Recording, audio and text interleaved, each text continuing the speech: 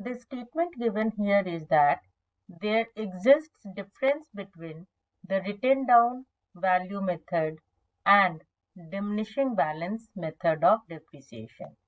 And we have to tell that whether the given statement is true or the given statement is false. तो यहाँ पे जो statement है इसका मतलब क्या है कि रिटन डाउन वैल्यू मेथड अलग होता है, diminishing balance method of depreciation अलग होता है, जबकि एक्चुअल में क्या है कि जो रिटन डाउन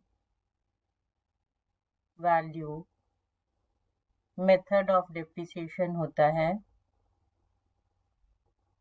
मेथड को ठीक से लिख लेते हैं, जो written down value method of depreciation होता है उसी को हम रिड्यूसिंग बैलेंस मेथड भी बोलते हैं, रिड्यूसिंग बैलेंस मेथड भी बोलते हैं।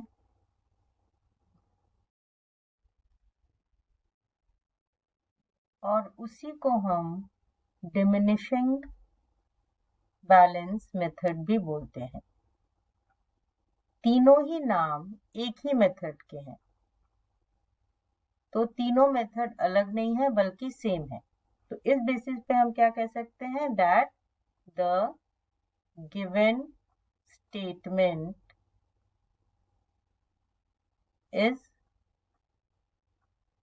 false.